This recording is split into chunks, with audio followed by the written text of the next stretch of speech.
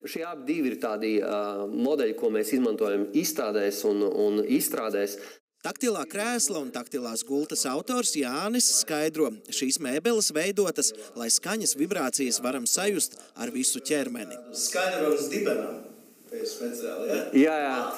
Jā, tas ir tā kā zem apakšā, zem dibenā.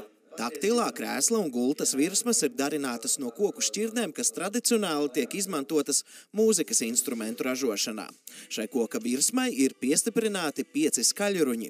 Tādi speciāli skaļruņi, kas ir paredzēti, lai iesvārstītu virsmu, lai enerģija no skaļruņa nonāktu pa taisno iekšā šajā te cietajā virsmā, un pēc tam tas īstenībā mērķis ir šai te svārstībai nonākt kaulos. Kur uzliec austiņas, kā te vērtāk. Skatoties un klausoties no malas var šķist, ka nekas daudz nenotiek.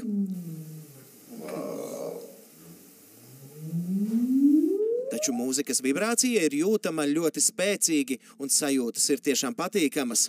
Tā pati mūzika dzirdama arī austiņās. Tas rada unikālu pieredzi.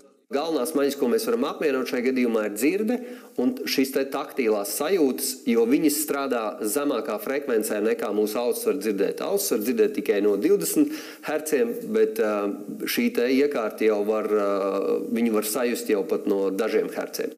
Taktilo mēbeļu autors iesaka veikt arī elpošanas vingrinājumus. Ļoti mierīga, tāda, nomierinoša elpošana, jo, tā elpas mierā slēpjās arī paša miers. Taktīlais krēsls un gulta Latvijas investīciju aģentūras konkursā ieguva iespēju izveidot Rīgas Tehniskajā universitātē precīzāku vadības elektroniku. Tāpēc šogad šādas nomierinošās mēbeles jau var doties pie pirmajiem klientiem.